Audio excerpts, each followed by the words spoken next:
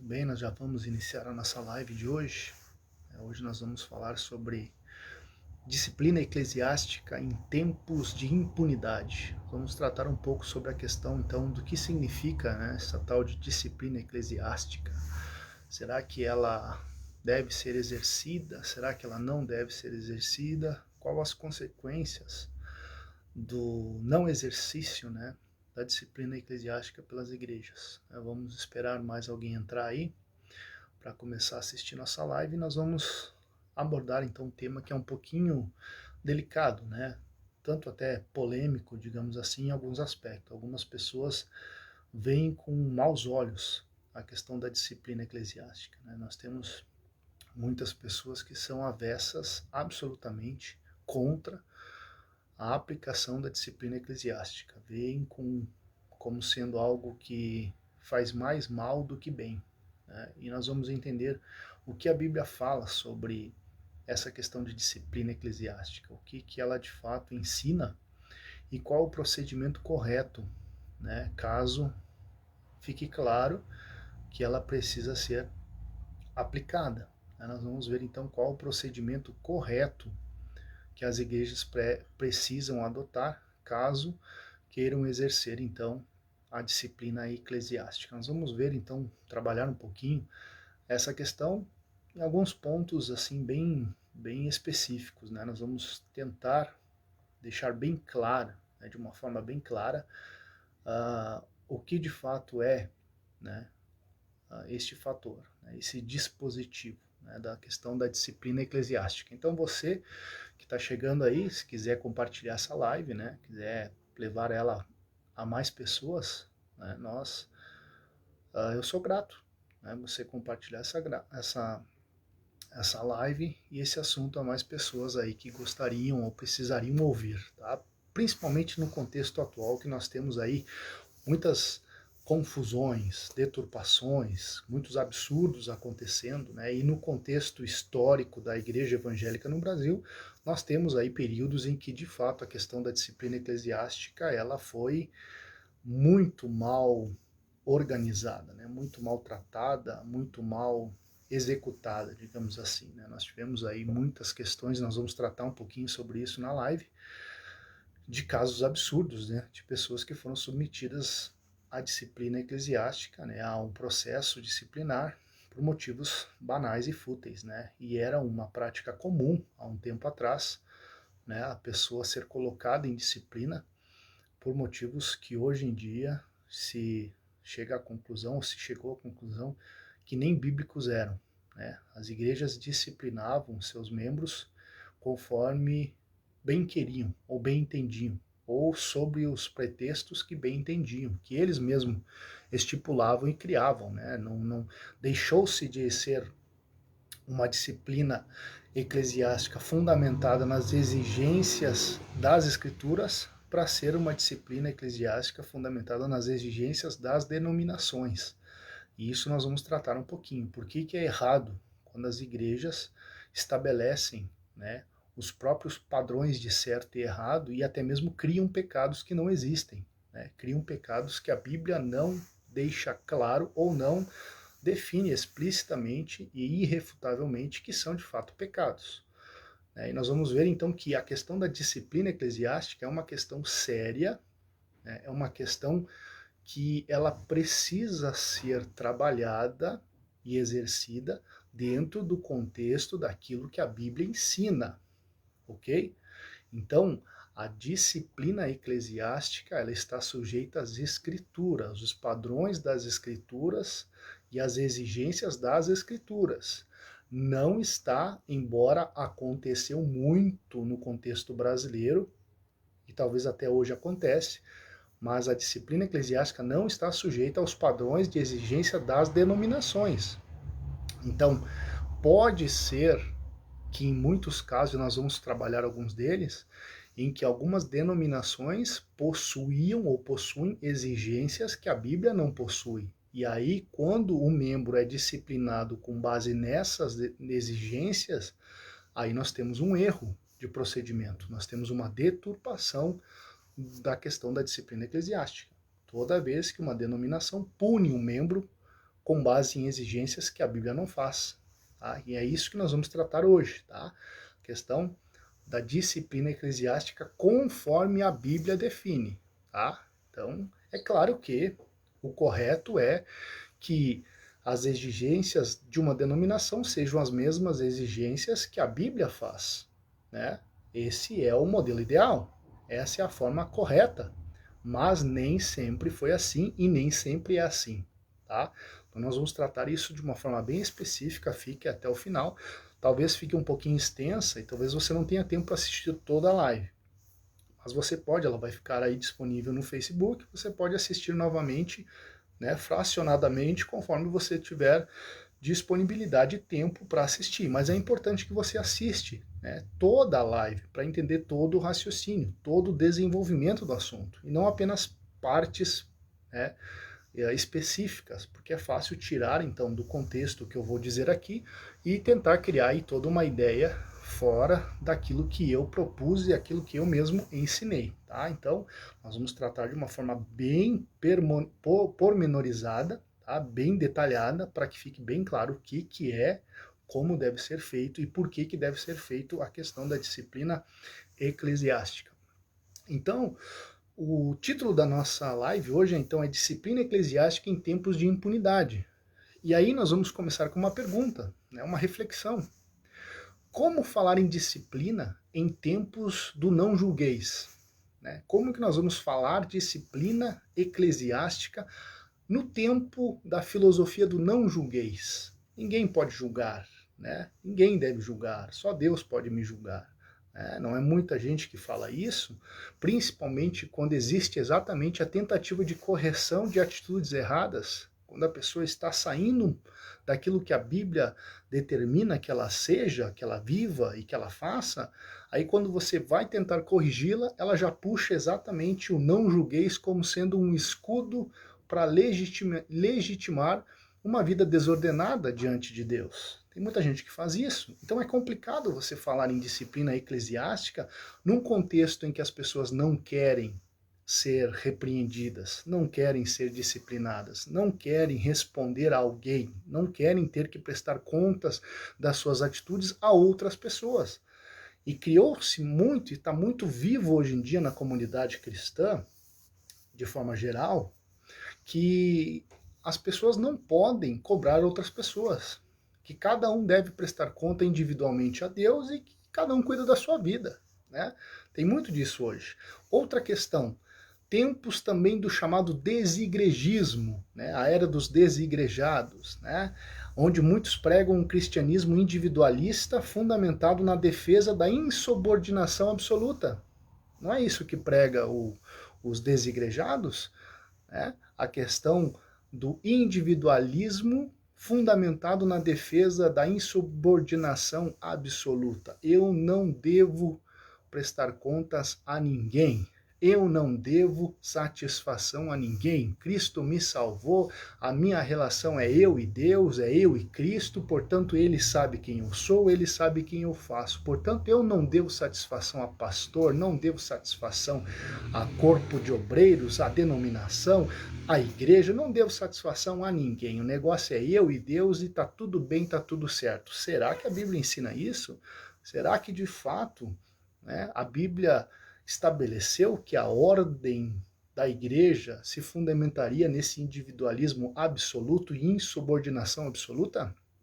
Nós vamos ver isso nessa live. Agora, nós temos que contextualizar os tempos que nós estamos vivendo. Quais são os tempos que nós estamos vivendo? Nós estamos vivendo os tempos de 2 Timóteo capítulo 3, versículo 1 ao 7. Todo mundo conhece o texto, mas vamos ler novamente.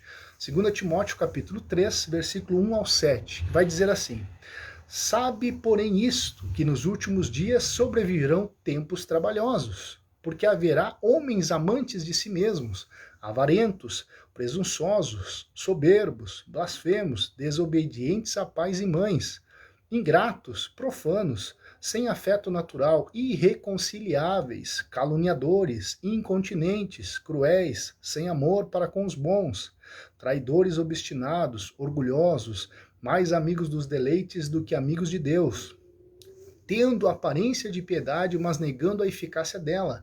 Destes, afasta-te, porque deste número são os que se introduzem pelas casas e levam cativas mulheres nécias, carregadas de pecados, levados de várias concupiscências, que aprendem sempre e nunca podem chegar ao conhecimento da verdade.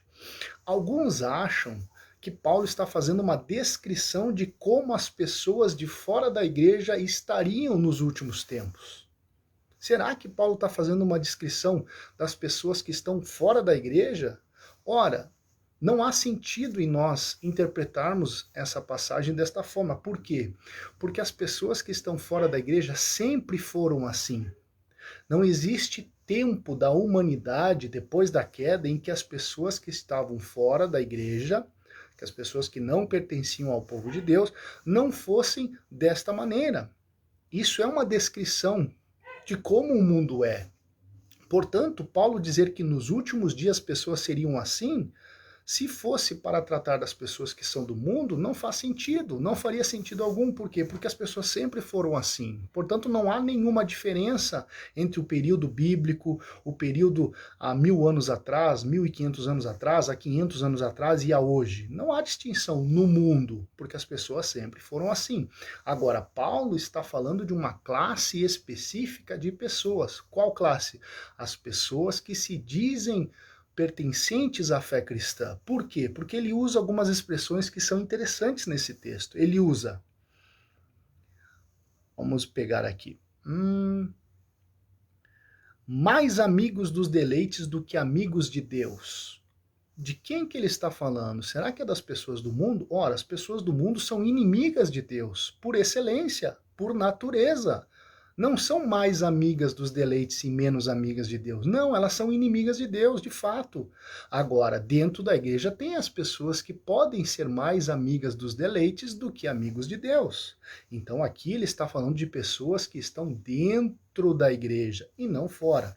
Outra coisa que ele diz também, no versículo 7, que aprendem sempre e nunca podem chegar ao conhecimento da verdade. Ora, ele está falando das pessoas do mundo? Absolutamente não. As pessoas que aprendem sempre e não conseguem ou não podem chegar ao conhecimento da verdade só podem ser pessoas que estão dentro da igreja, mas não praticam, não vivem e não se submetem àquilo que elas estão ouvindo. Elas estão aprendendo sim, elas prestam atenção aos ensinos, elas frequentam cultos de ensino, cultos de pregação, elas frequentam, elas ouvem, elas analisam, elas ponderam sobre aquilo que elas estão ouvindo, só que elas não praticam. E quando elas não praticam, todo aquele conhecimento é inválido para elas, e elas nunca conseguem chegar ao conhecimento da verdade. Por quê? Porque aquela verdade não é aplicada. Por isso que Tiago vai dizer, sede, pois, cumpridores e não somente ouvintes, porque vocês vão estar enganando a vocês mesmos. E aqui, então, fica bem claro que Paulo está falando de pessoas dentro da igreja, que iam estar nesse estado de depravação. Agora, tem outra questão interessante também, né? 2 Timóteo, capítulo 4, versículo 3, tem outro texto clássico, que diz assim, porque virá tempo em que não suportarão a sã doutrina, mas tendo comichão nos ouvidos, amontoarão para si doutores conforme as suas próprias concupiscências. Agora vamos pintar o quadro, né, de como a igreja está atualmente, porque nós cremos que estamos nos últimos dias. Então nós temos um cenário catastrófico. Por quê? Porque nós temos uma legião de cristãos, entre aspas, que são problemáticos e que não estão dispostos a ouvir a verdade. E a igreja tendo que lidar com a sua obrigação de discipliná-los. Olha que situação complexa, né, que nós temos aí. Que cenário realmente catastrófico. Nós temos aí uma realidade em que a maioria das pessoas, ou grande parte das pessoas, são cristãos irreconciliáveis, cristãos indisciplinados, cristãos rebeldes, que não aceitam a correção, que não querem ser corrigidos. E nós temos a questão de que eles estão dispostos a ir para onde as pessoas só falem o que eles querem ouvir. Tendo comichão dos ouvidos, amontoarão para si doutores segundo as suas próprias concupiscências, ou seja, vão se cercar de pessoas e líderes que falam aquilo que eles querem ouvir.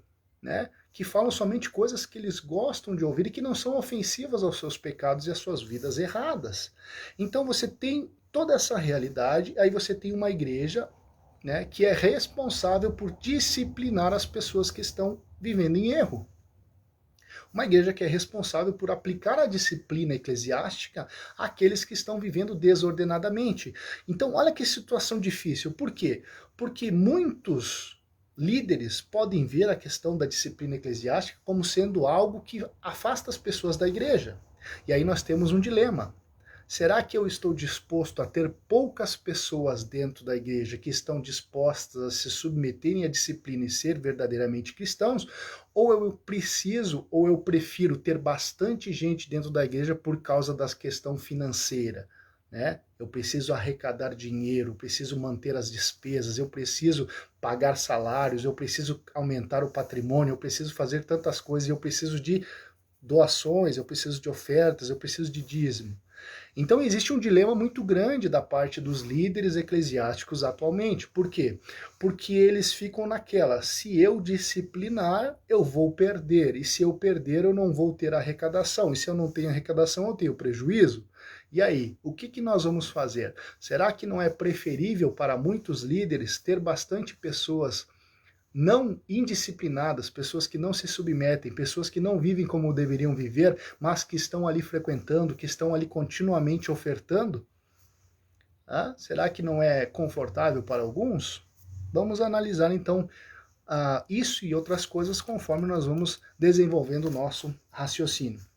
Mas o que é de fato, então, disciplina eclesiástica? O que é disciplina eclesiástica? Tem uma definição que eu encontrei que eu achei formidável, que diz assim, é o exercício da jurisdição espiritual da igreja sobre os membros, aplicada de acordo com a palavra de Deus. Então, disciplina eclesiástica é o exercício da jurisdição espiritual da igreja sobre os seus membros, aplicada de acordo com a palavra de Deus. O que é jurisdição? É o poder legal no qual são investidos certos órgãos e pessoas de aplicar o direito nos casos concretos.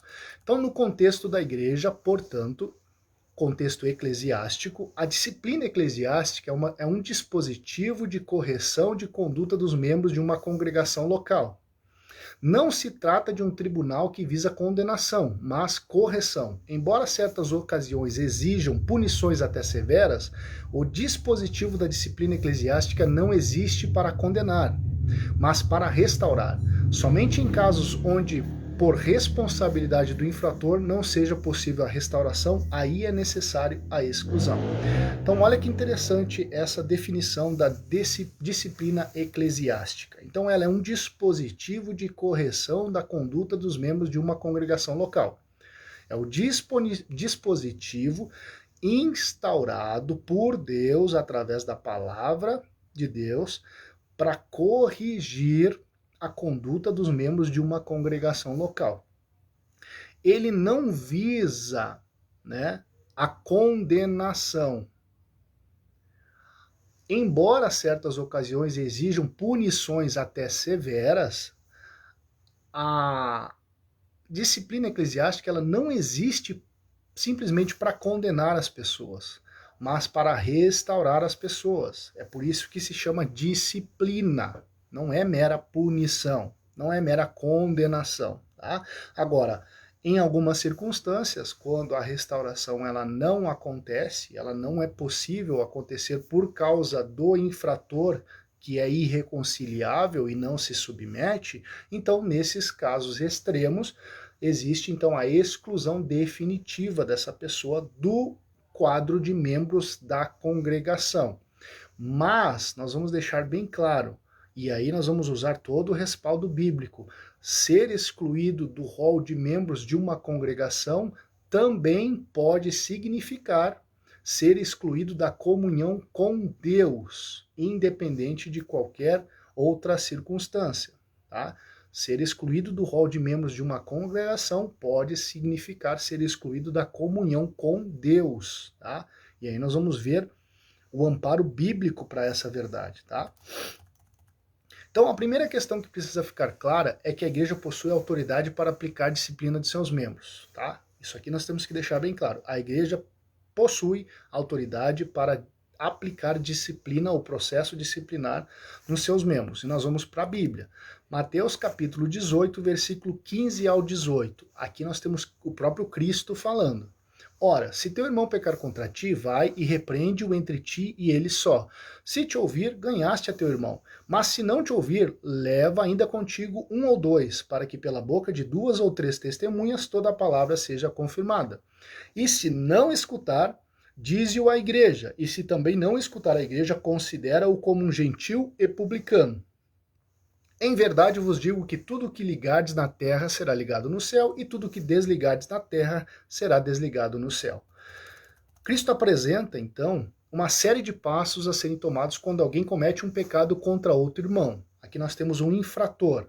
Ele pecou, né? Essa pessoa pecou contra o irmão. Primeiro ponto, a própria vítima deve repreender quem cometeu o pecado. Tem um detalhe. Existem tipos de pecado que não podem ser resolvidos apenas entre 2 pessoas. Tá? Cristo diz, ó, se pecar contra ti, você vai falar, você ganhou um irmão. Se ele ouvir a repreensão, né, você vai ter que repreendê-lo. Se ele ouvir, ganhou um irmão. Beleza. Agora, segundo ponto. A vítima também deve chamar 1 ou 2 e novamente repreender quem cometeu o pecado, caso ele não aceite a repreensão. Pecou, mas ele não aceitou. Então você tem que chamar 1 ou 2 pessoas e repreendê-lo novamente. É o que Cristo está dizendo. Repreende-o novamente. E aí vê qual que será a sua atitude. Se ele não aceitar, e aqui é interessante, por que Cristo manda ir novamente repreendê-lo com 1 ou 2 pessoas como testemunha? As testemunhas elas são necessárias para comprovar a falta cometida, visto que sem comprovação por testemunha ou prova, a queixa não pode ser admitida pela igreja. A Bíblia deixa bem claro, né? Porque existe todo um sistema, né, de defesa. A pessoa pode defender-se, porque pode haver casos de uma acusação injusta, então é necessário que tenha prova, e se não ter prova, ter testemunhas do fato, né, antes de que seja admitida uma queixa contra alguém, porque senão pode correr o risco de haver uma injustiça e uma punição de alguém inocente com base na acusação mentirosa de outra pessoa. Então, com as testemunhas, depois que a pessoa não aceitou a repreensão juntamente com as testemunhas, levar o caso então para a igreja, que tratará conforme prescrito nas Escrituras. Uma eventual insubmissão à decisão da igreja legitimará a exclusão do seio da mesma, e isto implica na exclusão da comunhão com Deus. Né? Vamos seguir os passos. Repreendeu o primeiro, não funcionou. Repreendeu o segundo com testemunha, não funcionou. Repreendeu terceira vez com a igreja, aí a repreensão da igreja, do corpo da igreja. Não houve reconciliação, aí nós temos a exclusão. E essa exclusão, dentro do processo devidamente estabelecido nas Escrituras, essa exclusão leva a exclusão da comunhão com Deus do indivíduo, não somente daquela denominação ou daquele círculo congregacional. Então, aqui nós temos a definição clara do peso que tem, ou a autoridade que tem a igreja no processo disciplinar. Por quê? Porque a Bíblia vai dizer, olha, tudo que a igreja ligar, Antônio Cândido, boa noite, paz do Senhor, tudo que a igreja ligar será ligado no céu, tudo que a igreja desligar será desligado no céu. E isso aqui está dentro do contexto do processo disciplinar que Cristo estabeleceu. Né? Porque a lógica, ela é simples. Você tentou repreender. Você levou pessoas para ajudar a tentar repreender. A igreja tentou repreender. Ele não aceitou a repreensão, então ele está excluído. E nesse caso, neste contexto, ele está excluído da comunhão da congregação e da comunhão com Deus. Está desligado nos céus. E olha que interessante, tá? A ordem que nós temos em Mateus 18. Quem comete pecado precisa ser repreendido. Jesus disse, ei, cometeu pecado, repreende, precisa ser repreendido. Tá? Então essa história de que não, ninguém pode falar nada, não, deixa eu com meus pecados, é eu e Deus, eu que me viro. Não, Jesus disse, ei, cometeu pecado, vai e repreende. E outra coisa, se você for e repreender e ele não aceitar, né, você vai ter que repreendê-lo novamente. E se ele não aceitar, vai ter que repreendê-lo novamente. Ou seja, não existe essa ideia de que ninguém pode falar nada, ninguém pode... Não. O pecado tem que deixar quieto, cada um que se vire com Deus. Não. E outra coisa, quem comete pecado precisa aceitar a repreensão. Quem comete pecado precisa ser repreendido e precisa aceitar a repreensão. Portanto, o processo é esse, né? Ah, mas eu não gosto porque é ruim, é uma vergonha, eu vou ter que me humilhar. Bom, a Bíblia fala, não pequem. Não, essas coisas eu vos escrevo para que não pequeis. Ah, mas tem um advogado que é Cristo. Tem um advogado que é Cristo, mas o próprio advogado que é Cristo estabeleceu o processo de disciplina. Ele estabeleceu o processo. Portanto, não adianta se fiar de que ele é o advogado, então eu não preciso me importar que ele está advogando a minha causa. Não. Cristo não é um advogado de porta de cadeia, que um camarada chega e diz assim, olha, eu matei um camarada lá, eu quero que você me livre da condenação e prove que eu sou inocente. Não, mas você matou? Matei. Então, você é culpado, meu querido. Né? E aí, é nesse sentido que Cristo é um advogado justo. Justo, ele não tem, a Bíblia diz que Deus não tem o pecador por inocente, ele não tem o culpado por inocente. Isso é uma deturpação da questão da graça. É uma deturpação da questão da graça. Tá? Então, olha que interessante. Versículo 17, ele diz assim, e se não as escutar, diz-o à igreja, e se também não escutar a igreja, considera-o como um gentil e publicano. O que Jesus está dizendo? Segundo o contexto religioso e cultural da época, qual era o significado de considerar alguém como gentil e publicano? É simples. Em outras palavras, considera-o como excluído. É isso que Jesus está dizendo. Por quê? Porque os gentios e os publicanos, dentro do contexto do judaísmo em que Cristo está inserido, do contexto da lei, gentios e publicanos eram considerados pessoas excluídas. Paulo vai dizer que antes da graça, antes de Cristo vir, os gentios estavam o quê? Fora da comunidade, excluídos das promessas. Eles estavam do lado de fora.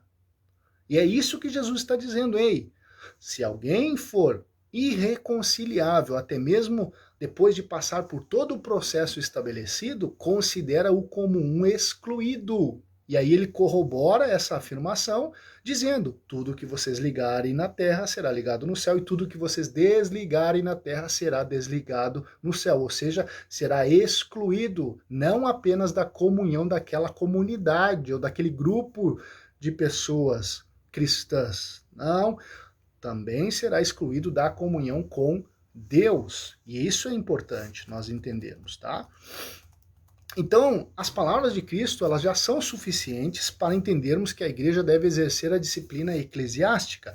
Agora, nós não podemos, por outro lado, usar somente as palavras de Cristo para encerrar o assunto, pois há outros textos que também tratam do mesmo assunto no Novo Testamento. Então, nós vamos nos ater bastante ao caso mais grave que exigiu o exercício da disciplina eclesiástica, e nós analisaremos de maneira pormenorizada as muitas faces do ocorrido. Então nós vamos no caso mais grave, né, que nós temos aqui já no contexto de igreja, do exercício da igreja em relação ao que Cristo ensinou. Como que funcionou a disciplina eclesiástica na igreja, e aí nós vamos aqui no caso mais grave, que está em 1 Coríntios capítulo 5, versículo 1 ao 13. É o caso mais grave. Nós vamos ler o texto para nós poder comentar, tá? Nós precisamos de escrituras, tá? Geralmente se ouve que há entre vós fornicação, e fornicação tal que nem ainda entre os gentios se nomeia, como é haver quem abuse da mulher do seu pai. Estais ensoberbecidos, e nem ao menos vos entristecestes por não ter sido dentre vós tirado quem cometeu tal ação? Eu, na verdade, ainda que ausente no corpo, mas presente no espírito, já determinei, como se estivesse presente, que o que tal ato praticou, em nome... E aqui, irmãos, preste atenção no versículo 4 em diante. Quando Paulo faz a declaração com base nesse tipo de invocação, você tem que perceber a seriedade do que ele está falando. Olha o que ele diz. Em nome de nosso Senhor Jesus Cristo, juntos vós e o meu espírito, pelo poder do nosso Senhor Jesus Cristo. Olha a invocação que Paulo faz. Isso aqui, irmãos, denota a seriedade do que ele está dizendo. Em nome de nosso Senhor Jesus Cristo, juntos, vós e o meu espírito, pelo poder de nosso Senhor Jesus Cristo, seja entregue a Satanás para a destruição da carne, para que o espírito seja salvo no dia do Senhor Jesus.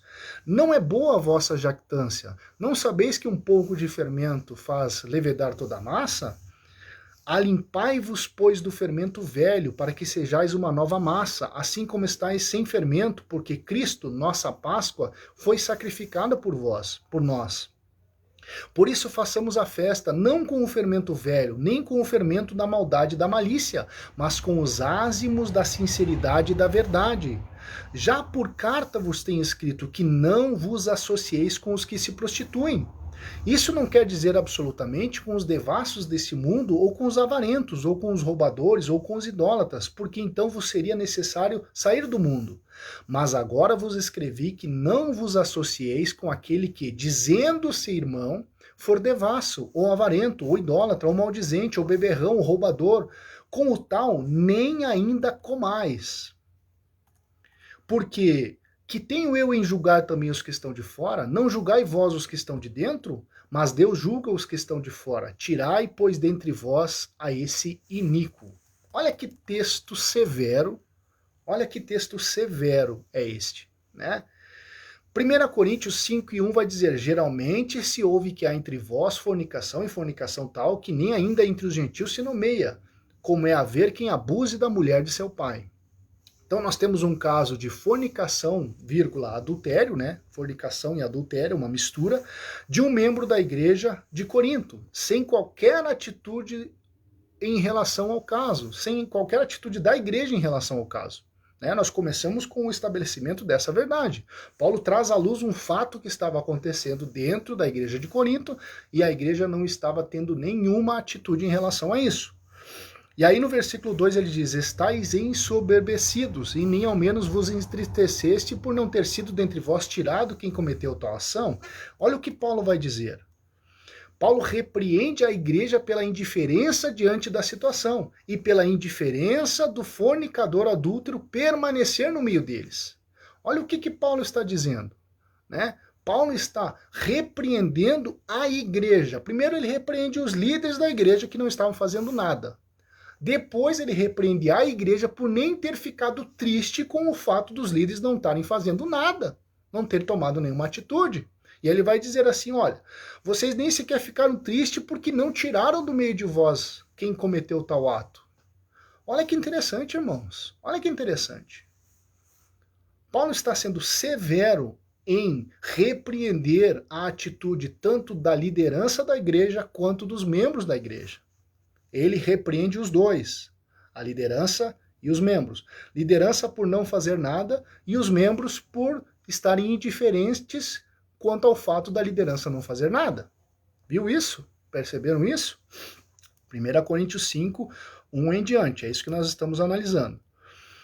E olha o versículo 3, e aí vamos lá. Eu, na verdade, ainda que ausente no corpo, mas presente no espírito, já determinei como se estivesse presente que o que tal ato praticou, e aí ele faz aquela convocação solene, né, que é para expressar toda a seriedade do que ele está dizendo. Toda vez que Paulo fala isso é porque ele está realmente falando algo sério, né? Ele usa toda essa invocação para expressar a seriedade do que ele está falando. Em nome de nosso Senhor Jesus Cristo, junto vós e o meu espírito, pelo poder do nosso Senhor Jesus Cristo, seja entregue a Satanás para a destruição da carne, para que o espírito seja salvo no dia do Senhor Jesus. Então, Paulo estabelece uma punição severa ao fornicador adúltero, /adúltero. A exclusão do seio da congregação. Notemos que Paulo dá a sentença já evidenciando o que ela significa, estar fora da proteção divina e sujeito à ação diabólica. Olha que interessante, irmãos, lembrando que Paulo falou isso inspirado pelo próprio Espírito Santo. É palavras de Deus, e não meramente de Paulo, como alguns querem dizer, não, Paulo aqui ele exagerou, Paulo aqui ele saiu um pouco da graça, e aqui não é palavra de Deus. Não, isso aqui é palavra de Deus, inspirada pelo Espírito Santo. Quando ele fala a punição, ele já traz a explicação do que ela significa, porque quando ele diz, seja entregue a Satanás, isso não significa que era uma condenação absoluta e irreversível. mas que ele estaria sujeito à ação diabólica na medida que Deus permitir. Isso aqui, irmãos, é importante nós entendermos, porque alguém olha essa expressão e seja entregue a Satanás e pensa assim, não, a Paulo aqui está exagerando, Paulo aqui está sendo cruel, né? Ele está sendo sem misericórdia, agindo com exagero, com crueldade. Então nós precisamos entender que quando o camarada sofre a disciplina eclesiástica e ele é colocado fora da comunhão com a igreja, dentro do processo conforme a Bíblia estabelece, ele sai da proteção da igreja e ele cai numa área perigosíssima, em que Deus permite a ação diabólica sobre a vida dele para correção. Para correção. Isso aqui não é algo novo. Jó, não foi permitido a Satanás trabalhar na vida de Jó? Não foi permitido? Foi. Não foi permitido Satanás trabalhar na vida de Pedro? Foi. Quando Jesus disse, olha, Pedro, Satanás pediu para se andar. Jesus não disse, eu vou te proteger e impedir que ele o faça. Não, ele disse, olha, eu vou pedir para que Deus te dê graça, para que você consiga superar isso. Então, é um caso semelhante. Claro que na questão de Jó e na questão de Pedro era provação, mas na questão do excluído da comunhão é uma punição. Para quê? Para que a pessoa seja corrigida, é uma correção de Deus. É quando Deus usa o diabo para aplicar uma correção. É isso que Paulo está dizendo. Tanto é que nós vamos ver depois que este camarada, embora tenha sido entregue a Satanás, ele se arrependeu. E Paulo diz em 2 Coríntios depois, para recebê-lo novamente na comunhão. Então percebam isso, é uma coisa séria, é uma coisa severa? Sim, mas o intuito é a correção e não é a condenação. Se Deus assim o achar necessário, né, que a pessoa então morra nessa situação e ela vá para o inferno, então isso é Deus, porque aí vai a questão da pessoa, se ela está recebendo essa correção, está se arrependendo, está mudando, ou se ela é indisciplinada e não quer mais saber, está no caminho da apostasia. Então os apóstatas, eles acabam morrendo, né? E a correção não serve para eles, e eles acabam sendo condenados, tá? Então aqui é interessante nós entendermos que o camarada que sofre a correção disciplinar e ele comete um pecado que é necessário tal punição, e ele é excluído ou suspenso da comunhão da igreja, ele está numa área perigosa, e ele pode sim sofrer a ação diabólica por permissão de Deus para a sua correção. Isso é fato, tá? Isso é fato. Então, agora, por que nós podemos entender, então, a necessidade dessa severidade de Paulo? Por que Paulo foi severo? Por quê? Porque nós temos que entender o que estava em jogo. E o texto seguinte vai mostrar o que estava em jogo. Versículo 6, não é boa vossa jactância, não sabeis que um pouco de fermento faz levedar toda a massa? Alimpai-vos, pois, do fermento velho, para que sejais uma nova massa, assim como estáis sem fermento, porque Cristo, nossa Páscoa, foi sacrificado por nós. Por isso façamos a festa não com o fermento velho, nem com o fermento da maldade e da malícia, mas com os ázimos da sinceridade e da verdade. Já por carta vos tenho escrito, que não vos associeis com os que se prostituem, e isso não quer dizer absolutamente com os devassos desse mundo, ou com os avarentos, ou com os roubadores, ou com os idólatras, porque então vos seria necessário sair do mundo. Mas agora vos escrevi que não vos associeis com aquele que, e aqui é interessante, dizendo-se irmão, for devasso, ou avarento, ou idólatra, ou maldizente, ou beberrão, ou roubador, com o tal nem ainda comais. Então o texto começa com não é boa a vossa jactância. O que é jactância? É a atitude arrogante com que alguém manifesta a sua opinião. Para isso, o jactancioso normalmente se compara aos que considera fracos para procurar se sobressair. A liderança de Corinto estava tendo atitude arrogante, se considerando como estando em um grau elevado de espiritualidade, ao mesmo tempo que achava desnecessário corrigir alguém mesmo estando na prática de um pecado tão grave.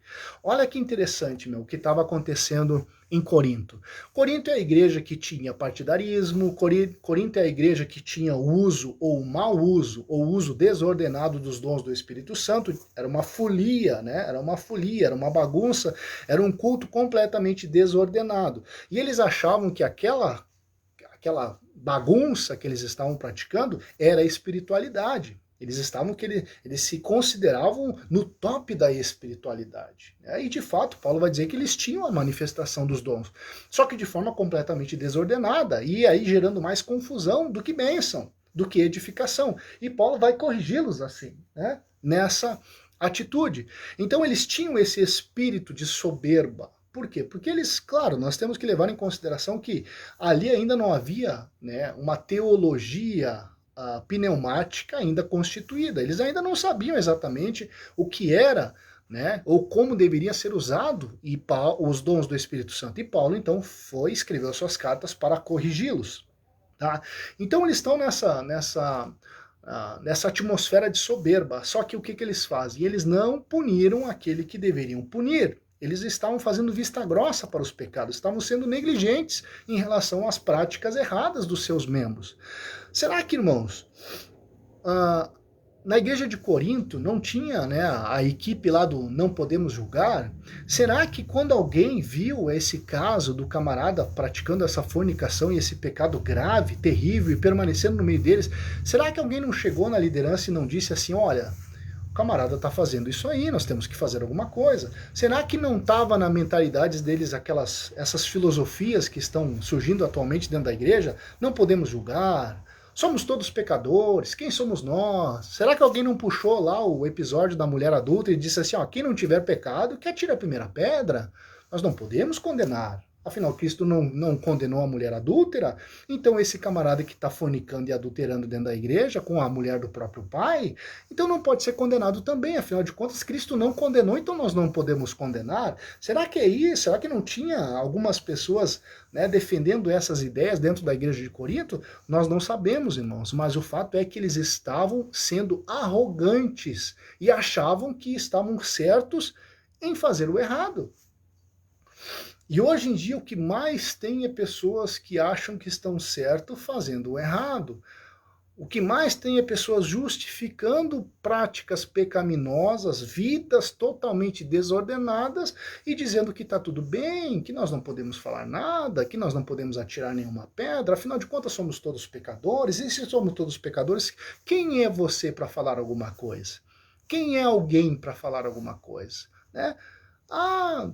Que atire a primeira pedra. E aí eu já disse, até falei esses dias na EBD ali no Fátima, né, que se tem um texto que é majoritariamente interpretado de forma equivocada é o trecho da mulher adúltera, né? O que aconteceu ali, as pessoas realmente interpretam esse texto de forma equivocada.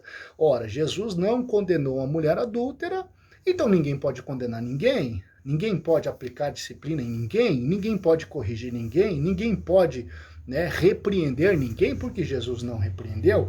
Isso é mentira, irmãos. É mentira diabólica, tá? De pessoas infiltradas dentro da igreja que estão trabalhando para o diabo. Simples assim. Pessoas que estão dentro das igrejas que estão trabalhando para Satanás. Ora, será que os ministros de Satanás não podem se transfigurar em ministros da justiça? Não é muito, porque até o próprio Satanás consegue se transfigurar em anjo de luz. Então nós temos que tomar muito cuidado com as pessoas que estão, né, falando e reinterpretando a Bíblia nos dias atuais, dizendo o que ela jamais disse. Mas vamos lá. Paulo então se vê obrigado a apresentar uma verdade que eles já deveriam saber. Não sabeis que um pouco de fermento faz levedar toda a massa. Isso aqui é um ensinamento básico. Cristo mesmo falou sobre isso. Cuidado com o fermento dos fariseus. Paulo vai usar o mesmo exemplo neste contexto. Ele dizendo assim, olha, vocês não sabem que um pouquinho de fermento vai levedar toda a massa. Com base nessa verdade, Paulo vai estabelecer um princípio fundamental para a existência saudável de uma congregação. Qual que é? O princípio da exclusão do convívio social e com os membros daqueles que insistirem na indisciplina e prática do pecado. É isso que Paulo está ensinando.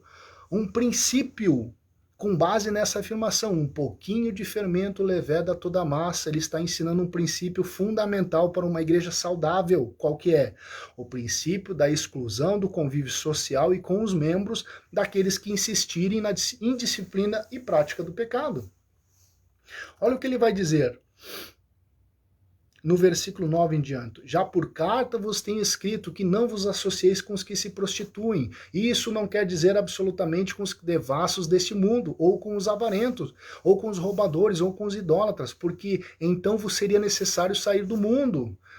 Ele está dizendo, ei, eu não estou dizendo que vocês não têm que se associar com essas pessoas que estão no mundo. Afinal de contas, o mundo é constituído de pessoas assim. As pessoas que estão de fora, elas são pessoas assim. Elas são pessoas que vivem em depravação. É a condição das pessoas. É por isso que aquele texto de Timóteo lá não está falando das pessoas do mundo, está falando de dentro da igreja. E ele vai dizer assim, mas agora vos escrevi que não vos associeis com aqueles que dizendo-se irmão, do lado de dentro, ao vosso lado, no vosso círculo, na vossa congregação, no vosso meio, for devasso, ou avarento, ou idólatra, ou maldizente, ou beberrão, ou roubador, com o tal nem ainda comais. Irmãos, o que significa a palavra associeis? Associar. Significa pôr junto, reunir, agregar. A proibição de Paulo é explícita e específica. A igreja não deve admitir a permanência, junção, reunião e convívio de alguém indisciplinado que insiste na permanência da prática do pecado. É isso que Paulo está dizendo. Ele está dizendo, a igreja não deve admitir a permanência, junção, reunião e convívio de alguém indisciplinado que insiste na permanência da prática do pecado. Ele está dizendo, ei, essa pessoa precisa ser excluída do vosso convívio eclesiástico e do vosso convívio social, nem sequer comais. Claro que nós temos que entender que cada vida é importante, por isso não se pode permitir que por causa de uma pessoa se coloque em risco toda a igreja. Muitos defensores da inclusão propagam a ideia de que uma pessoa precisa ser aceita porque é importante, mas fazer isso ignorando que a impunidade destrói todo o rebanho é tolice e é uma contradição absoluta. Tem muitos defensores aí da inclusão, não, que tem que receber, tem que permanecer, tem que agregar, tem que manter junto, mesmo o cristão indisciplinado, porque aí ele vai, vai permanecer ali, quem sabe um dia Deus cure, só que nessa atitude você está colocando em risco toda a congregação. Ora, se uma vida é importante, muito mais a congregação inteira. Onde está a lógica em que você sacrifica todo o rebanho por causa de uma ovelha? Onde está a lógica? Onde está a lógica em que você sacrifica, está disposto a sacrificar todo um rebanho por causa de uma ovelha? Ninguém jamais faria uma coisa dessas. Jamais. É exatamente o contrário. Exatamente o contrário. Agora, nós temos que entender por que isso é sério e por que isso fala de coisas que são necessárias serem faladas. No ponto 2 ele diz, com o tal nem ainda comais. Mais uma vez, Paulo parece exagerar na dose da disciplina. Nós precisamos entender esta afirmação com base no significado cultural e religioso da época. Alguém pode discordar de Paulo afirmando que Cristo comia com pecadores, portanto, tal proibição não faria sentido. Paulo vai dizer assim, vocês não devem comer com o indisciplinado. E aí alguém vai dizer, como gosta de dizer e criar uma briga entre Jesus e os apóstolos, dizendo que o que Jesus disse é o que importa e o que os apóstolos dizem não é importante. Isso é um erro terrível, essa ideia de que existe uma contradição entre aquilo que Cristo falou e o que os apóstolos falaram. Não, os apóstolos falaram o evangelho. Eles explicaram e aplicaram o evangelho. Tá? Então nós temos que entender que não existe contradição nenhuma entre o que Cristo fala e o que os apóstolos falam. Não existe contradição. Tá? Então, quando ele fala, olha, vocês não devem comer, você não pode pegar o texto em que Jesus, ou o fato em que Jesus comia com pecadores e publicanos, e trazer para esse contexto e dizer que não, Paulo está errado porque Cristo comia com pecadores, então nós temos que comer com eles também. Não, no contexto da disciplina eclesiástica, essa separação ela é necessária. Tá? Paulo queria preservar a igreja de um perigo, o perigo de uma comunidade de mesa que teria podido se transformar em cumplicidade no mal. Né? O perigo é que o que estava em jogo era a igreja manter essa pessoa indisciplinada, né, no seu convívio social, e isso se transformar numa forma de ser conivente com o mal. Vamos usar uma regra que era tida, vou citar aqui uma regra que era tida pelos judeus naquela época. Era como se fosse uma lei para eles. Olha que interessante. Eis como se comportavam as pessoas de consciência pura em Jerusalém. Não colocavam suas assinaturas sobre um ato sem saber quem assinaria com elas, não se assentavam para pronunciar um julgamento se não soubesse quem assentaria com elas, e não iam participar de uma refeição sem saber com quem lá se encontrariam. Então, no contexto de alguém em processo disciplinar, a exclusão temporária precisa ser respeitada pela congregação. Caso contrário, a disciplina não fará sentido algum. Vamos usar um exemplo bem claro, e depois nós vamos falar que a disciplina de Deus é a mesma disciplina de um pai ao seu filho. Né? Imagina a mãe, o filho apronta, né? Surra a irmã, faz uma baderna terrível, e aí ele merece uma punição. E a mãe vai lá e coloca ele de castigo. E aí o pai chega do serviço e olha o filho no castigo e diz assim, olha, quer saber de uma coisa? Eu vou pegar você, vou te levar para o shopping, nós vamos tomar sorvete, nós vamos comer um McDonald's, nós vamos nos divertir. O que acontece com a cabeça dessa criança? Né? Se ela foi punida e ela foi recompensada, acabou o sentido da disciplina. A correção da mãe, ela cai por terra. E não é o que muitos casais enfrentam, aquele velho problema de que um corrige e o outro defende, né? Quando o pai vai corrigir, a mãe vai defender. Ou quando a mãe vai corrigir, o pai vai defender. Isso aí destrói com a criança, porque ela vai se tornar uma criança indisciplinada. A mesma coisa, o processo disciplinar de uma igreja. Se a Bíblia estabelece um processo disciplinar, a igreja e os membros precisam respeitar o processo disciplinar. E isso significa que, dependendo do caso, da gravidade do pecado que envolva uma exclusão ou uma suspensão temporária da comunhão da igreja, a igreja precisa respeitar isso. E eu vou explicar como que isso funciona, porque alguém pensa assim, então quer dizer que dependendo da situação, o camarada é largado às cobras e que se vire. Não é isso que a Bíblia ensina. Mas eu vou te explicar por que é importante que a igreja, os membros, respeitem o período do processo disciplinar e mantenham essa pessoa separada. Eu vou explicar isso, tá? Não me julgue precipitadamente, tá? Alguém pode advogar que tal atitude serviria apenas para condenar o infrator à perdição e que tal atitude é insensível e cruel demais. Precisamos entender, antes de qualquer coisa, uma verdade absoluta. E você que está me ouvindo, e você que vai ouvir depois, eu vou te ensinar uma verdade absoluta. Se você acreditar, entender ela e tomar ela para você, você será uma pessoa vitoriosa na sua questão de vida cristã. Entende? A tua vida cristã depende da aceitação e assimilação dessa verdade, dessa regra absoluta que eu vou te dizer. Preste atenção. Se a Bíblia diz que algo deve ser feito de uma determinada forma, esta é a forma correta, esta é a forma melhor e esta é a forma mais eficiente. Esta regra é absoluta e você precisa acreditar nela e tomar ela para você.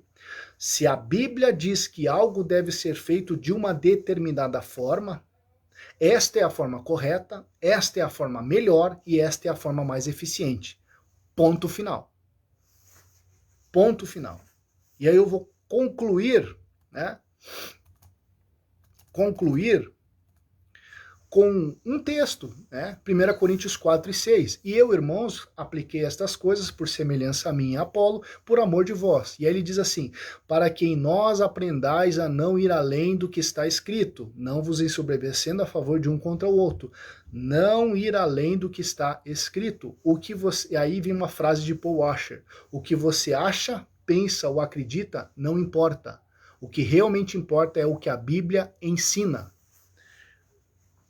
Fez sentido para você agora essa regra que eu acabei de dizer?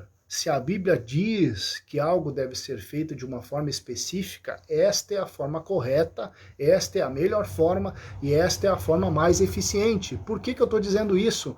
Porque o que mais tem é pastores, líderes e crentes dizendo que, ou fazendo diferente do que a Bíblia diz, porque acha que é melhor, discordando do que está estabelecido nas Escrituras e dizendo assim, não, quer saber de uma coisa, eu vou fazer diferente. Eu vou fazer diferente, eu vou fazer do meu jeito. Eu acho que fica melhor assim.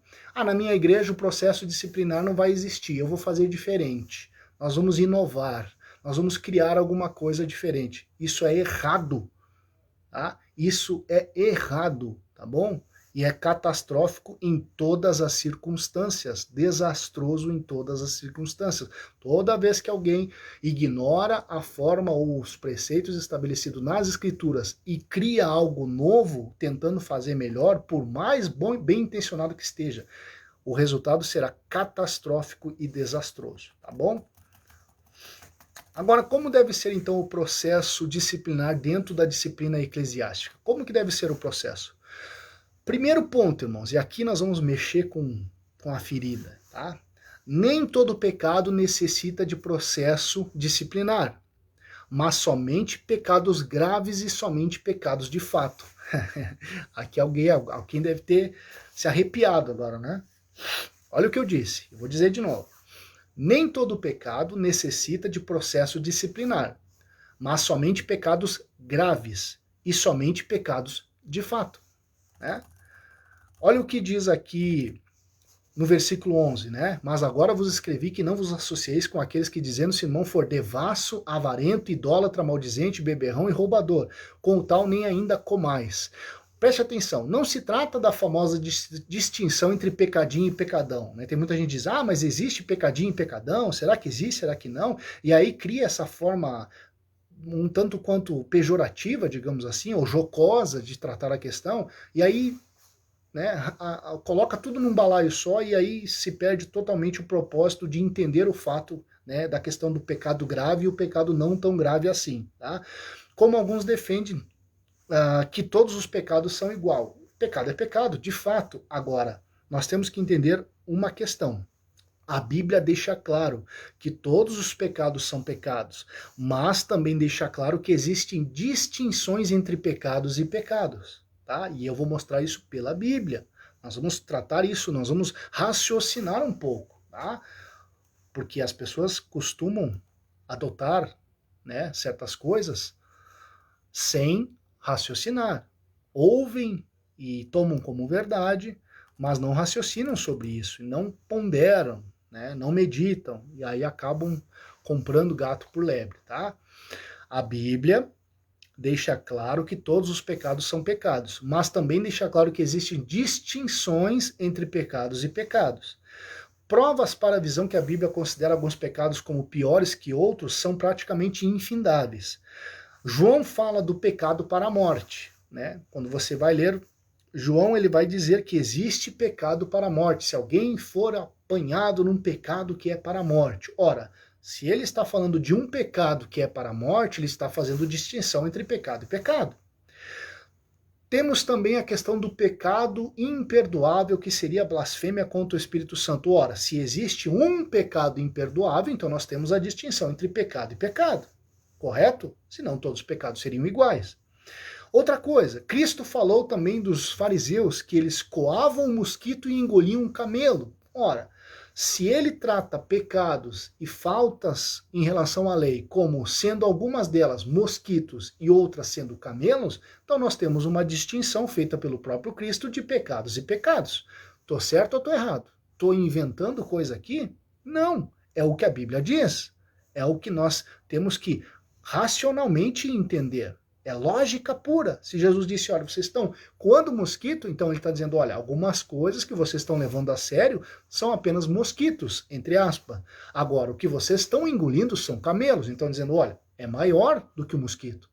Então, nós temos uma distinção de pecado e pecado, transgressão da lei e transgressão da lei. Correto ou não correto? Fica a seu critério, saber se eu estou errado ou se eu estou correto, tá? Então, vamos lá. Quando Paulo, né, ele trata então do 1 Coríntios 5, ele trata desse pecado aí da exclusão, olha que interessante, havia muitos pecados dentro da igreja de Corinto. Havia a questão do partidarismo, que era pecado, havia a questão da confusão, distinção, havia tantas coisas erradas dentro da igreja de Corinto, mas ele assevera que o caso do fornicador era necessário uma exclusão. Ele aponta que aquele caso específico precisava ser excluído da comunidade. Então quer dizer o quê? Aquele pecado, ele era mais grave do que os demais, que acontecia em Corinto, e ele teve que tratar de muitos problemas em Corinto. Mas ele não disse aí, excluam aquele que está fazendo partidarismo. Não. Mas aqui no caso do fornicador, ele disse, olha, exclua ele da comunhão. Tá? Vamos lá. Aqui nós precisamos falar do conceito de proporcionalidade. Tá? Conforme a gravidade do pecado, agrava-se o processo disciplinar. Preste atenção. O conceito de proporcionalidade, a proporção, conforme a gravidade do pecado, agrava-se a gravidade do processo disciplinar. Se o pecado é tão pouco grave, né, ou ele não é grave, em casos, ou na maioria dos casos, nem é necessário processo disciplinar. Agora, já partindo de um grau de gravidade, nós temos então de falar sobre o processo disciplinar, tanto o mais brando quanto o mais severo, e na última instância uma exclusão definitiva. Tá? Então esse é o padrão bíblico, meus queridos. Tá? Vamos lá. Agora nós vamos falar do erro que cometeu. Né? Se eu perguntar para todos que estão assistindo e todos os que vão assistir, o que vem na sua mente, aqueles que conviveram, né, há 20 anos atrás com a igreja, em que tem uma certa ciência do que acontecia dentro das igrejas evangélicas de uns anos para trás, tá? O que vem na sua mente quando se fala em disciplina? Né? O que vem na mente? Menina fez a sobrancelha, tá na disciplina. Homem colocou uma bermuda, tá na disciplina. Mulher usou uma calça, tá na disciplina. Né? Não era isso? Colocou um esmalte no dedo, disciplina. E o que era a disciplina? Suspender da comunhão da Santa Ceia por um período de tempo. E aí as igrejas mudavam esse processo, aí ele mudava de uma denominação para outra. Algumas eram tantos meses para tal pecado, né, como se a disciplina eclesiástica se fundamentasse no método de punição legal que nós temos na lei secular, né? Ou seja, cometeu um grave é 6 anos de reclusão, cometeu um delito tal é 1 ano e meio, né? Como se a disciplina eclesiástica dependesse disso aí. Nós vamos entender que não é bem assim a questão da disciplina eclesiástica, não é bem assim, tá? Porque era totalmente a bel prazer. 3 meses para um delito, 5 meses para outro delito, 1 ano para outro delito. É a bel prazer. A Bíblia não dá isso. A Bíblia não estabelece esse período. Né? Não deixa isso, é assim. Então era meramente uma convenção de cada denominação. Ok, até então não tem problema nenhum. Não tem problema nenhum. Agora, o problema era, meus queridos, o problema era, meus queridos, quando um membro era excluído da comunhão da Santa Ceia por uma coisa que não é pecado. E aqui nós temos um problema. Aqui nós temos um problema sério. A deturpação do dispositivo da disciplina eclesiástica ocorreu e ocorre quando um membro é punido por algo que a Bíblia não pune.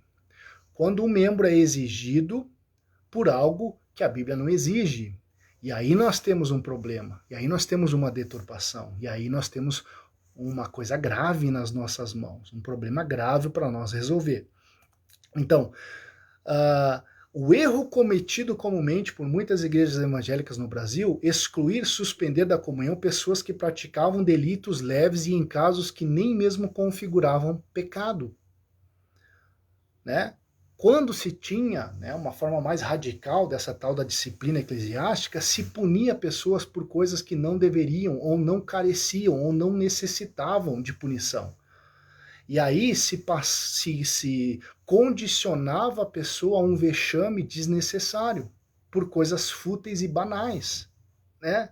Tanto é que hoje não se pune mais com essas mesmas disciplinas, as mesmas denominações. Por quê? Porque se entende que aquilo lá que era punido não fazia sentido. que não era de fato um pecado, que não era de fato algo que a Bíblia tinha estabelecido como pecado, mas apenas uma convenção humana, mandamentos humanos. E aqui, irmãos, eu vou fazer uma afirmação absoluta e você vai entender a gravidade dela, porque eu falo ela com a intenção, né? Se eu falo algo é porque eu quero falar algo, tá? Não pense que eu estou exagerando por mera formalidade. Não. Nenhuma denominação tem autoridade para cobrar de seus membros aquilo que a Bíblia não cobra de forma clara e específica. Nenhum pastor tem autoridade para criar pecados que não existem. Percebeu isso? Nenhuma denominação tem autoridade para cobrar de seus membros aquilo que a Bíblia não cobra de forma clara e específica. Nenhum pastor tem autoridade para criar pecados que não existem. E há muita confusão atualmente. Muitos confundem o que denominações exigem com o que a Bíblia exige. Nunca viu por aí? Você nunca viu por aí pessoas que confundem o que denominações exigem com o que a Bíblia exige? E nós temos muitos que tratam tradição como doutrina e condenam quem não se submete a determinada tradição na mesma proporção de quem não se submete à Bíblia. Nunca viu por aí? Olha que interessante. Nós temos muitas pessoas que tratam a tradição denominacional como doutrina e condenam quem não se submete a determinada tradição na mesma proporção de quem não se submete à Bíblia. Né?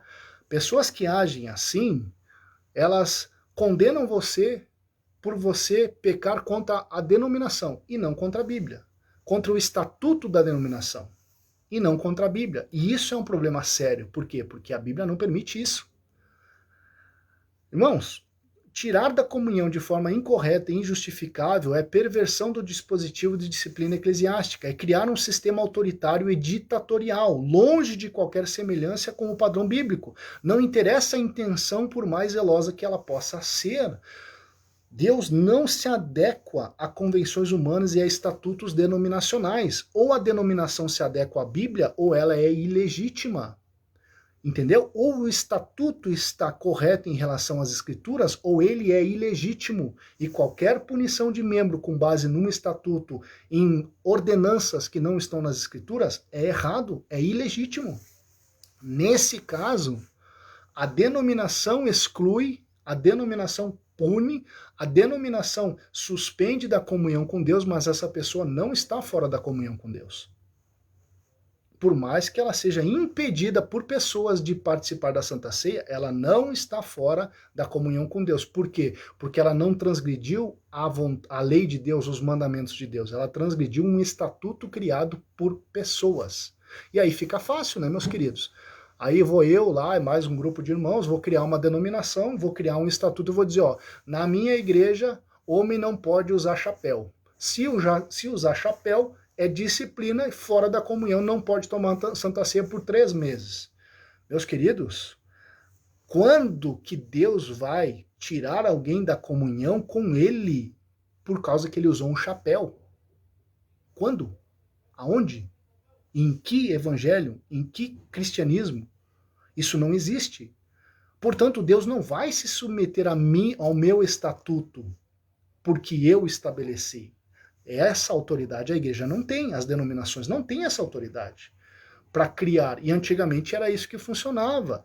Tinha igreja que media a largura da gravata do camarada. Se passasse de 7 centímetros, estava errado. E se um obreiro usasse, estava em disciplina. E aí? E aí, você imagina a pessoa, então, ser tirada da comunhão com Deus por causa da largura da gravata? Tem lógica isso? Não tem lógica, mas era assim que funcionava. Então isso vale para tudo que é ordenança e preceito humano e não é ordenança e preceito bíblico, para tudo. Comprimento do cabelo das irmãs, a mesma coisa. A mesma coisa. E aí a irmãzinha cortava o cabelo, e aí nós tínhamos, né, a época dos camaradas que tinham a capacidade de pegar régua, pegar trena, para medir o cabelo das irmãzinhas na frente da congregação para provar que ela cortou ou que ela não cortou, para não ser disciplinada ou para ser disciplinada. Irmãs submetidas a um vexame desnecessário, uma coisa absurda, que não tem fundamentação bíblica nenhuma. Não tem. Então, nesse caso, a disciplina é catastrófica. O processo disciplinar é horrível.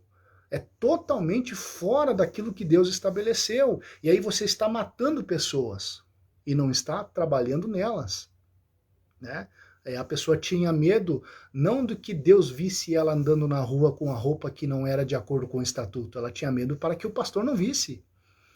Ela tinha medo que um obreiro não visse, porque se o obreiro visse, ela estava em disciplina. Se o pastor visse, ela estava em disciplina. Mas em nenhum momento no coração dela, ela entendia que aquilo ali estava ofendendo a Deus, porque de fato, na maioria dos casos, na esmagadora maioria dos casos, não estava ofendendo a Deus, estava ofendendo o estatuto. Nada além disso, tá? Mas vamos continuar. Vamos continuar. Segundo, todo pecado grave precisa ser submetido ao processo disciplinar que consiste na exclusão, suspensão temporária da comunhão social e congregacional com a igreja. Escute, todo pecado grave precisa ser submetido ao processo disciplinar que consiste na exclusão / suspensão temporária da comunhão social e congregacional com a igreja. Precisamos entender bem o que a exclusão, suspensão temporária significa. Não significa exclusão da assistência absoluta da igreja. O pastor ou alguns irmãos capacitados precisam acompanhar todo o período do processo disciplinar, tratando do disciplinado como alguém em processo de cura e reabilitação. É errado disciplinar e deixar a pessoa absolutamente sozinha, ordenar que apenas continue frequentando os cultos sem participar da ceia é negligência e insensatez. Não era o que acontecia muito antigamente? Você está disciplinado por 1 ano, mas continua vindo nos cultos. E aí a pessoa era literalmente abandonada à própria sorte, né? E aí você tinha as pessoas da igreja olhando ela com maus olhos, né? Que também não é um objetivo. Quando Paulo diz, a igreja não deve nem comer com ela, não quer dizer que a igreja deve olhar ela com maus olhos, com um olhar de punição, um olhar de condenação e julgamento. A pessoa que está no processo disciplinar precisa ser amado pela congregação, mas a congregação precisa manter distância dela, sim. Agora, o pastor ou um grupo determinado de irmãos precisa acompanhar todo o processo disciplinar para que essa pessoa seja de fato curada, que ela seja de fato reestabelecida, reabilitada à comunhão. Não é aquele negócio, vem, continua vindo nos cultos, e daí o pastor depois do tempo conclui, bom, ele não faltou culto, então ele está reestabelecido, pode voltar à comunhão. Quem disse? Quem disse? Será que de fato ele entendeu a seriedade do pecado? Será que de fato ele se arrependeu? Ou será que ele só apenas cumpriu o tempo determinado e ele voltou à comunhão sem ter sido de fato corrigido? E aí? Como é que funciona isso? Então a igreja precisa, através do pastor ou de algumas pessoas determinadas, acompanhar essa pessoa. Vamos usar o exemplo de um pastor cuidando de ovelhas. Se uma ovelha fica doente, o pastor não vai pegar essa ovelha, tirar do meio das outras para não contaminar as outras, largar lá num cubículo fechado e deixar ela lá. Vou te deixar aqui 6 meses para você se curar. Se em 6 meses você está aí, está viva ainda, então você foi curada, beleza, você volta para as outras ovelhas. Não! O pastor vai fazer o quê? Vai levar ela para um lugar separado e vai tratar dela, ferida por ferida, problema por problema, até que ela esteja totalmente reabilitada. E é isso que muitos erraram no passado na questão da disciplina. Tratavam o camarada que estava no processo de disciplina como um diabo, como um ser inferior, alguém impuro, que não deve ser nem observado. Não é isso que Paulo está ensinando quando ele diz, exclui ele do meio de vocês. Não, a igreja tem que respeitar o período disciplinar, mas com amor e misericórdia, sofrendo pela condição daquele que está em processo disciplinar. Amando, ainda que à distância, mas alguém precisa estar próximo dessa pessoa e auxiliá-lo para que ele vença aquele pecado e saia do processo disciplinar como vencedor e não mais sujeito a cair novamente no erro ou continuar pecando, né? Irmão Mosael, me explique que aquele pastor que está em pecado, ele pode disciplinar um membro, sendo que o pecado dele é maior do que aquele que ele disciplinou? Isso aqui, irmão, nós aprendemos na última lição, irmão Edu Vieira. Nós aprendemos na última lição do Sermão da Montanha, e até eu ministrei essa lição, que é a questão do julgamento hipócrita, né? Por que que os membros de uma igreja, os obreiros da igreja, os líderes da igreja precisam ser de fato homens de Deus, precisam ser de fato homens irrepreensíveis? Por que que eles precisam de fato ser homens puros, homens santos? Por quê? Porque quando eles forem pregar a palavra, quando eles forem repreender, quando eles forem aplicar uma disciplina, eles tenham moral para fazer isso. Quando Jesus disse não julgueis para não serem julgados, ele está falando do julgamento hipócrita, que é o camarada que tem uma trave no olho querer repreender o irmão que tem um cisco. E aí eu deixei bem claro na lição. O fato de existir uma trave no olho de um não justifica o fato de existir o cisco no outro. Ninguém está certo nessa situação, irmão Edu Vieira. Se o camarada está em pecado, ainda que seja menor do pastor, ele está em pecado também. Só que, é claro, esse pastor que está em pecado maior não é a pessoa com autoridade para repreendê-lo, porque ele também precisa de um processo disciplinar. Então a gente tem que parar com essa ideia de ficar comparando pecado com o pecado do outro. Tá errado isso. Não se pode. O correto é nós estarmos irrepreensíveis, viver uma vida piedosa, viver uma vida justa, para quando houver a necessidade de repreender alguém, nós temos moral, tanto humanamente falando quanto espiritualmente falando. Por quê? Se o pastor está pior que o rebanho, aí, meu querido, aí abandona, né? Pode abandonar. Não sei nem por que ficar dentro de uma igreja dessas. Não sei. Né? Eu não ficaria. Eu não ficaria. Né? Se eu estou frequentando uma igreja que o pastor é pior do que eu, aí eu não ficaria. Eu sairia com toda certeza, sem peso nenhum na consciência. Por quê? Porque aí não existe lógica nenhuma. Não existe lógica nenhuma. Né? Porque o Romanos vai dizer aí, tu que diz não adulterarás, adultera. Né? Tu que diz não furtarás, furtas. Peraí, não é assim que funciona. Não é desse jeito. Então, ou você vive uma vida reta e irrepreensível para que você possa repreender quando for necessário, ou você larga a mão disso aí. Só que a igreja precisa de pessoas limpas, precisa de pessoas puras, precisa de pessoas piedosas, precisa de pessoas justas, pessoas que realmente vivam o evangelho, vivam a palavra de Deus, para que a disciplina eclesiástica possa ser exercida. Agora, se nós bater nessa ideia aí de que ninguém é tão justo quanto a Bíblia exige que seja justo, ninguém é tão santo quanto a Bíblia exige que seja santo, então, meu querido, aí nós podemos largar esse negócio de ser cristão e vender pipoca na esquina. Acabou, meus queridos. Se ninguém pode ser aquilo que a Bíblia exige, então nós abandonamos a fé. Por quê? Porque todo mundo vai estar errado, todo mundo vai estar em erro e ninguém vai poder corrigir ninguém e vai tudo para o inferno. Ninguém vai para o céu, vai tudo para o inferno. Será que é assim? Não é assim. Paulo vai deixar bem claro, ei, vocês que nasceram de novo, vocês não estão mais sujeitos ao pecado. Vocês têm a capacidade de ser aquilo que a Bíblia exige que vocês sejam. Se vocês andarem no Espírito, vocês não vão cumprir com a concupiscência da carne. Ok? Então andem no Espírito. Né? Então sejam, façam, para quando vocês precisar repreender alguém, essa repreensão seja justa.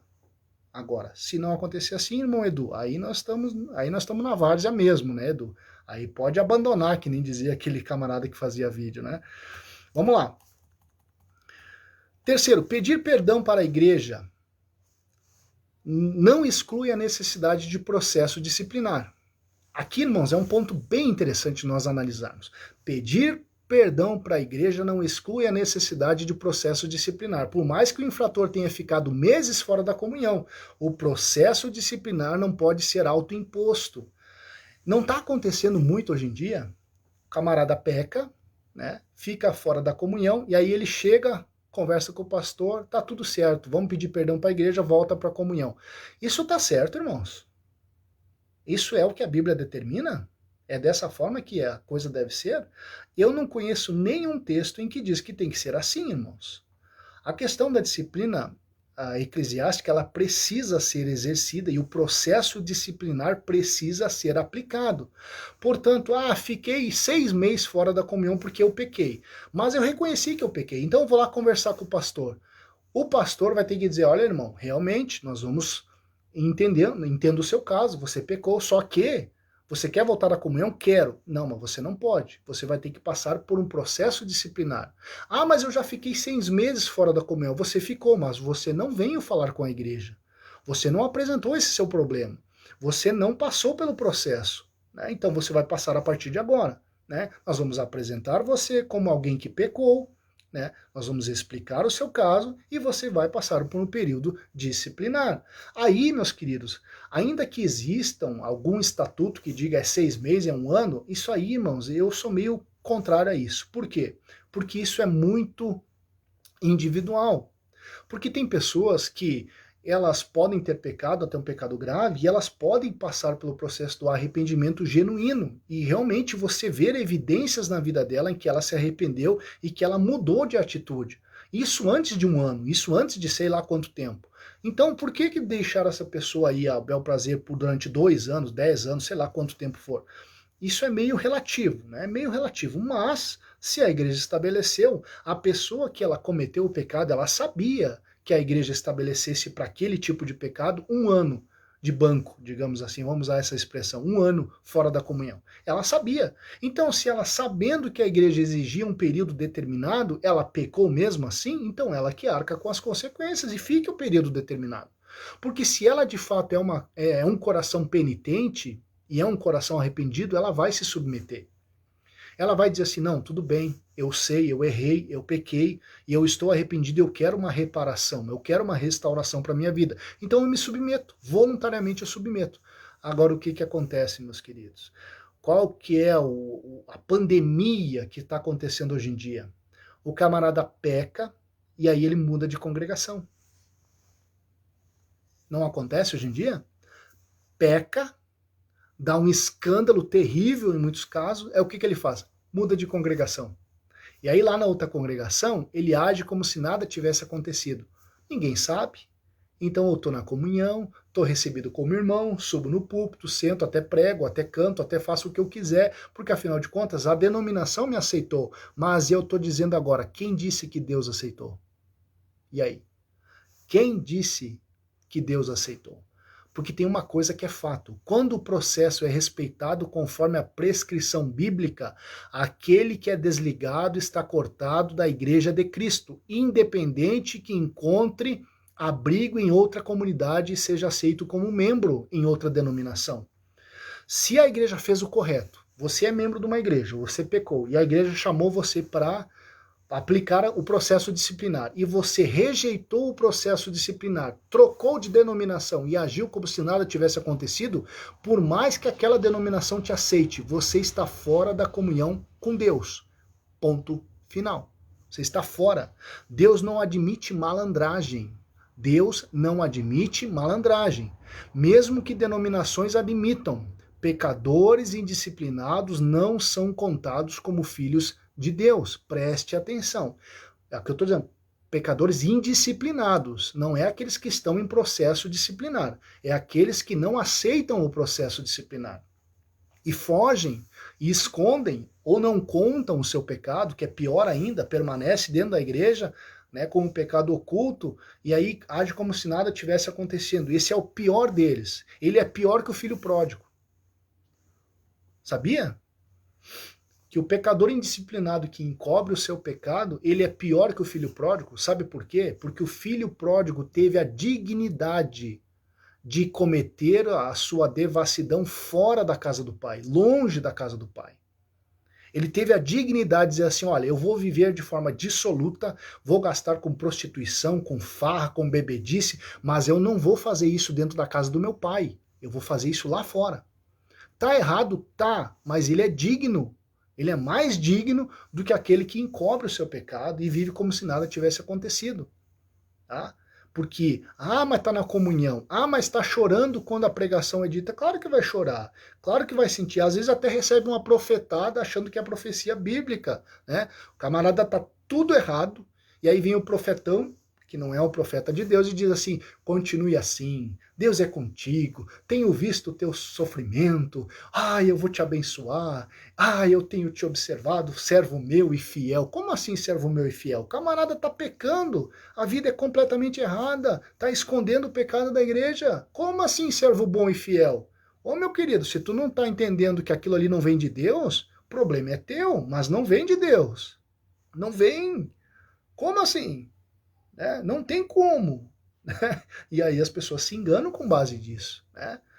Está fora da comunhão com Deus, mas está dentro da igreja. Está na comunhão da denominação, mas não está na comunhão com Deus. Então, Deus não aceita a malandragem, tá? Deus não aceita. Embora hoje tenha muito fácil você fazer o que quiser, dar o escândalo que quiser e sair para outra denominação e agir como se nada tivesse acontecido, para Deus, meu querido, não existe filho indisciplinado. Se está sem disciplina é o quê? É bastardo. Agora nós vamos finalizar a nossa live, né? Quer dizer, vamos para a parte final da nossa live falando sobre Hebreus capítulo 12, versículo 1 ao 13, que diz exatamente sobre isso. Hebreus capítulo 12, versículo 1 ao 13. Portanto, nós também, pois que estamos rodeados de uma tão grande nuvem de testemunhas, deixamos todo o embaraço e o pecado que tão de perto nos rodeia, e corramos com paciência a carreira que nos está proposta, olhando para Jesus, autor e consumador da fé, o qual, pelo gozo que lhe estava proposto, suportou a cruz, desprezando a afronta, e assentou-se à destra do trono de Deus. Considerai, pois, aquele que suportou tais contradições dos pecadores contra si mesmo, para que não enfraqueçais, desfalecendo em vossos ânimos. E olha só, ainda não resististe até o sangue, combatendo contra o pecado, e já vos esqueceste da exortação que argumenta convosco como filhos. Filho meu, não desprezes a correção do Senhor, e não desmaies quando por ele fores repreendido. Mas repreendido, porque o Senhor corrige o que ama e açoita qualquer que recebe por filho. Se suportais a correção, Deus vos trata como filhos. Porque que filho há a quem o pai não corrija? Mas se estáis sem disciplina, da qual todos são feitos participantes, sois então bastardos e não filhos. Além do que, tivemos nossos pais segundo a carne, para nos corrigirem, e nós os reverenciamos. Não nos sujeitaremos muito mais ao Pai dos Espíritos para vivermos? Porque aqueles, na verdade, por um pouco de tempo, nos corrigiam como bem lhe pareciam, mas este para nosso proveito, para sermos participantes da sua santidade. É por isso que Deus corrige, para sermos participantes da sua santidade. Não há como ser participantes da santidade de Deus se somos pecadores irrepreensíveis, irreconciliáveis, melhor dizendo. Não há como permanecer na comunhão dos santos se nós não somos santos. Por quê? Porque somos pecadores irreconciliáveis, rebeldes, que rejeitam a correção, que têm como afronta qualquer tipo de tentativa de correção. Não há como. E, na verdade, toda a correção ao presente não parece ser de gozo, senão de tristeza, mas depois produz um fruto pacífico de justiça nos exercitados por ela. É claro que a disciplina é ruim. É claro que o processo disciplinar é vergonhoso, é vexatório, a pessoa sente vergonha, é humilhante muitas vezes, é claro que é, só que isso produz um peso, né? Isso produz algo bom, um fruto pacífico de justiça nos exercitados por ela. Aqueles que sofrem o processo e aceitam o processo, eles saem melhor disso. Eles saem melhor disso. Agora, aqueles que rejeitam, o que acontece com eles? Portanto, tornai a levantar as mãos cansadas e os joelhos desconjuntados, e fazei veredas direita para vossos pés, para que o que manqueja não se desvie inteiramente, antes seja sarado. Esse é o propósito do processo disciplinar. Esse é o propósito da disciplina eclesiástica. Sarar, exercitar, corrigir, restaurar, reabilitar. Então, a gente não deve olhar a disciplina eclesiástica como sendo algo apenas para condenação e juízo. Não, é para correção, para restabelecimento, reabilitação. Então, agora tem um fato importante, eu quero encerrar comentando um pouco sobre isso. Não adianta aceitar que Deus discipline sem aceitar que no contexto da igreja ele usa pessoas para fazer isso. Deixa eu falar de novo para você entender.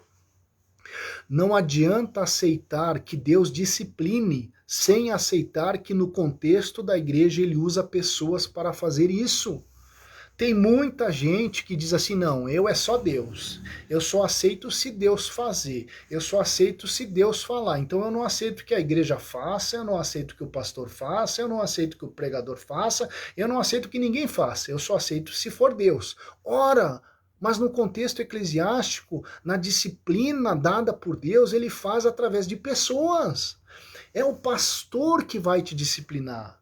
É o grupo do qual você faz parte, que tem ali uma equipe de membros, de obreiros, que são responsáveis por analisar o caso e aplicar o processo disciplinar eclesiástico. Então, você só vai ser disciplinado por Deus no contexto eclesiástico através de membros da igreja, através do pastorado, através dos obreiros. Então esse negócio de dizer, não, o pastor não pode me falar nada, eu não vou me sujeitar, e o negócio é eu e Deus, é mentira. Por quê? Porque Deus estabeleceu que a disciplina e a correção dentro da igreja funciona dessa forma. Então não adianta dizer, não, realmente Deus pode me julgar, mas eu não aceito que as pessoas me julguem. Tá errado. Deus estabeleceu pessoas idôneas, pessoas justas, que devem estar na liderança das congregações e devem julgar os casos em que as pessoas cometem pecados, graves ou não. E essas pessoas, com base no que a Bíblia exige, e não meramente no estatuto, com base no que a Bíblia exige, elas vão analisar e vão aplicar o processo disciplinar. Então esta é a forma correta. Agora, a igreja que não faz isso, ela comete a pior das negligências possíveis. Por quê? Porque ela mata o pecador. Ela mata o pecador, porque todo pecador que não tem consciência da gravidade do seu pecado, ele não vai se arrepender de forma genuína.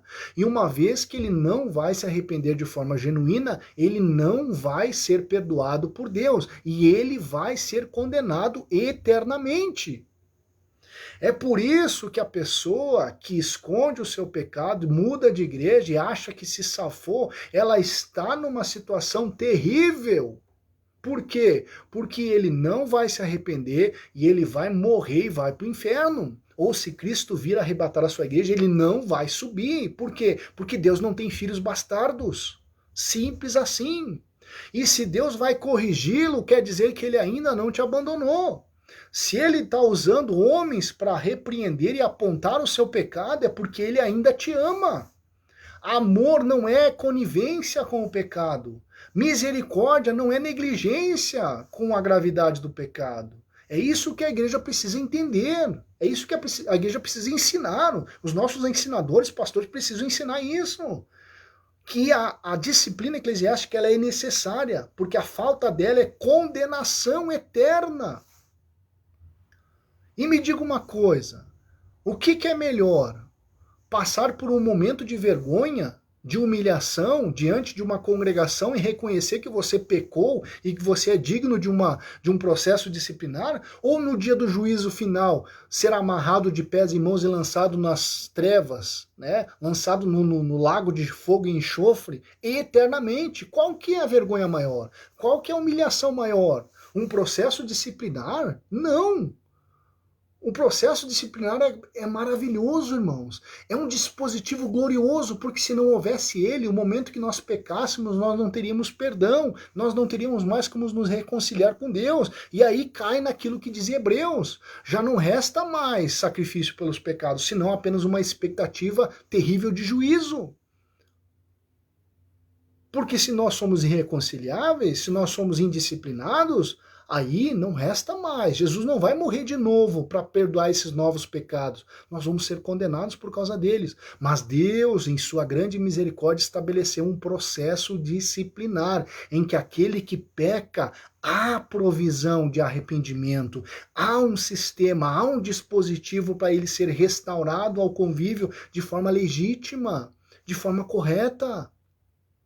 Portanto, Nós não devemos jamais cair nesse papo diabólico dos desigrejados de que nós não devemos satisfação a ninguém. Eu não devo satisfação a pastor, eu não devo satisfação a igreja nenhuma. Eu vivo a minha fé aqui em casa, então eu estou bem com Deus, eu sou igreja. É mentira diabólica. Nós, no contexto de corpo, a igreja como sendo um corpo depende de todos os seus membros, um membro depende do outro, e nós temos sim estabelecido na igreja, tanto por Cristo quanto os apóstolos, a autoridade sobre a membresia, sobre o corpo da liderança, de disciplinar e aplicar a disciplina eclesiástica. Portanto, acabou esse papo, né? Não pode julgar. O pastor está falando isso, mas ele me conhece justamente por causa disso. O pastor pregou e ele apontou meu pecado porque ele sabe. Claro, melhor, glória a Deus que ele fez isso. Por quê? Porque ele está cuidando da sua alma. Ele está cuidando com zelo para que você se salve, você caia em si, reconheça a sua condição de pecador e se arrependa e volte ao convívio na igreja. Agora, se você não passar por isso, o que vai acontecer com você? O que vai acontecer? Você vai morrer, né, na comunhão de alguma denominação aí, mas você não vai estar em comunhão com Deus. Né? Você pode até receber cargos, profecias, um monte de coisa em várias igrejas por aí, porque o que não falta é a igreja condecorando pessoas erradas, pessoas que estão em pecado, pessoas que vivem disciplinadamente, pregadores que vivem em fornicação e estão aí pregando nas igrejas, recebidos, até louvados, né? Até mesmo, que mensagem, meu querido, que palavra. Mas aí, diante de Deus, como é que está o camarada? Como é que está? Né? Então não é que é severidade demais, é que o caso é sério. O caso é sério. Né? Quando nós pecamos contra Deus, dependendo da gravidade do nosso pecado, meus queridos, o caminho é o caminho das pedras. É triste? É triste. Agora, você vê exatamente a diferença entre aquele que aceita a correção e começa a dizer assim, olha, eu realmente pequei. Eu pequei aqui com esses irmãos aqui, então eu vou passar pelo processo disciplinar aqui, até que eu seja restabelecido. E eu vou mostrar para a minha congregação que eu mudei, que eu sou uma pessoa diferente, do que aquele que sai, até falando mal da igreja, né? Ele foge do processo disciplinar e fala, eu pequei, mas ali na minha igreja ninguém presta. Então eu pequei, eu não sou diferente dos outros, os outros também são. Eu pequei, mas a culpa é do fulano, a culpa é do ciclano. Só tem hipócrita dentro da igreja, o que mais tem é apóstata falando mal daqueles que estão dentro, né? O que mais tem hoje em dia é pessoas que saem de dentro das igrejas e ficam falando mal dos que estão dentro, mas ela está fora. Como se falar mal dos que estão dentro, até às vezes justificável, até mesmo às vezes tem pessoas que não dão exemplo, estão do lado de dentro, mas não justifica. Vai os dois para o inferno. E aí? Tá achando o quê? Eu tô fora da igreja, mas lá dentro só tem hipócrita, então... Não, meu querido, não é bem assim. Não tem só hipócrita dentro da igreja.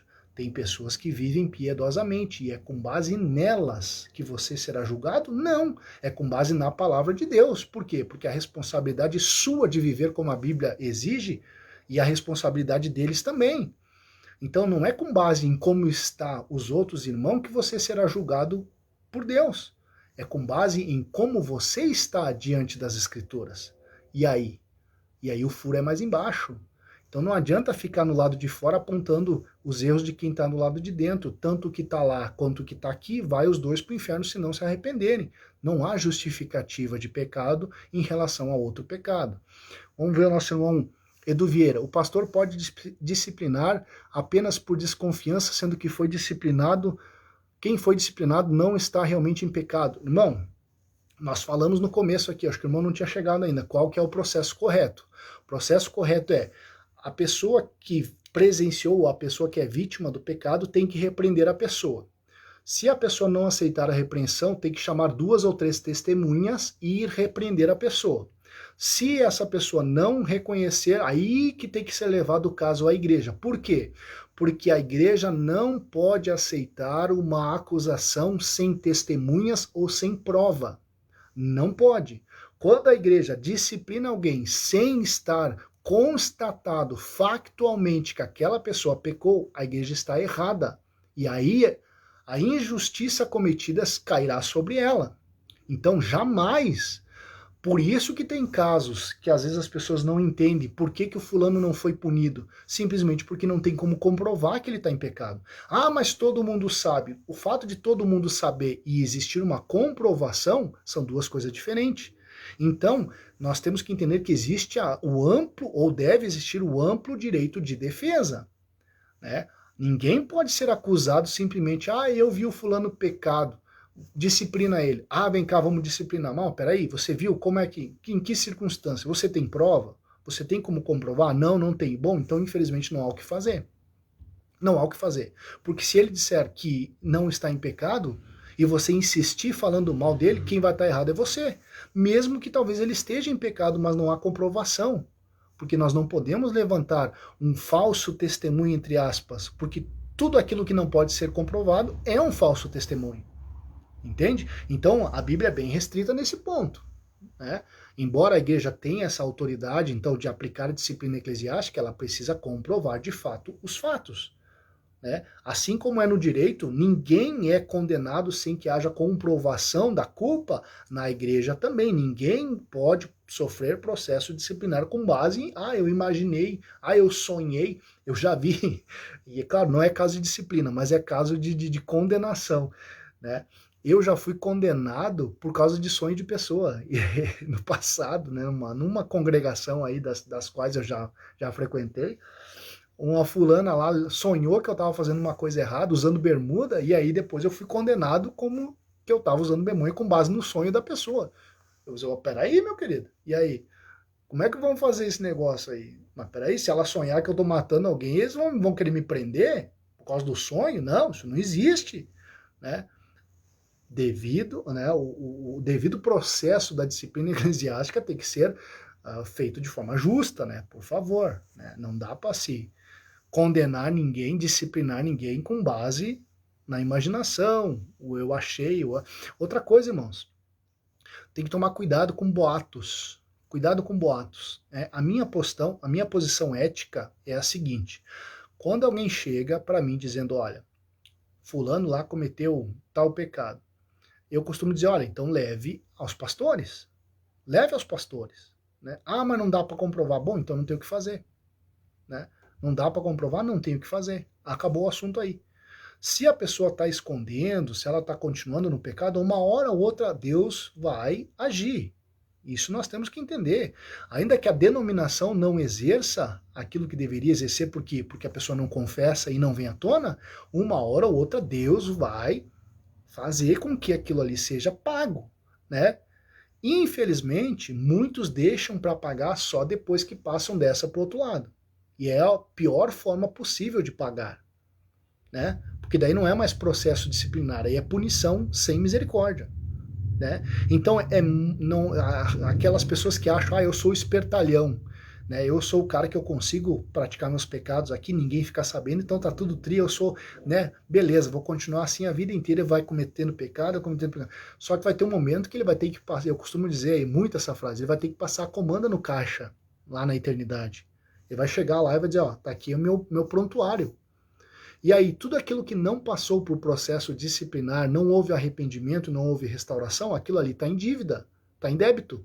E aí, como é que vão fazer? Só que quando chegar lá, não tem mais como fazer nada. Não tem como ir, eu esqueci minha carteira em casa, então eu vou buscar lá. Aceita Pix. Lá não tem como fazer isso. Lá, ou você chega lá digno de entrar, ou você chega lá digno de ser condenado. Não tem meio termo. Então, a gente às vezes fica revoltado, né, com as injustiças que acontecem por aí. A falta de punição, a impunidade. Vocês veem os camaradas aí fazendo coisa do arco da velha. E mesmo às vezes com consciência. E aí é varrido para debaixo do tapete, é dado o jeitinho brasileiro, né, que é o jeitinho denominacional, muitas vezes, né? O fulano pecou aqui, vamos transferir ele para outra igreja, mas não, tudo quietinho. Às vezes a igreja nem fica sabendo, né? Ninguém, fica tudo debaixo dos panos, né? E os camaradas acham, não, beleza, assim tá show de bola, nós estamos fazendo o que a gente quer e ninguém sabe disso. Esses camaradas não sabem o quão terrível vai ser quando eles chegar lá no outro lado. Porque lá não vai ter mais tempo para arrependimento. Lá não vai ter a misericórdia de mim. Daí só ouvir aquela frase, afastai-vos de mim que eu nunca vos conheci. E aí eles vão querer puxar o que eles fizeram para Deus. Mas eu profetizei, eu preguei, eu evangelizei, eu ganhei tantas almas. O que Jesus diz? Afastai-vos de mim, vós que praticais o quê? A iniquidade. Como assim? Vocês praticaram a iniquidade e vocês esconderam. Vocês não quiseram a repreensão. Vocês não passaram pelo processo, né, da correção e da disciplina. E agora esses pecados não foram perdoados. E agora vocês têm o que? Iniquidade. Só que no céu não entra quem tem iniquidade. Então não importa se vocês profetizaram, se vocês salvaram, se vocês evangelizaram, se vocês ganharam alma, se vocês doaram bastante coisa para a igreja, não interessa. Não interessa. Afastai-vos de mim, vós que praticais a iniquidade. Viveram na prática da iniquidade, mesmo sendo cristãos. Mas eu estava na comunhão da congregação. Não interessa. Você estava na comunhão da congregação, você participava da ceia, mas você não estava na comunhão comigo. É o que Cristo vai dizer. E aí? Valeu a pena esconder? Valeu a pena ser o espertalhão?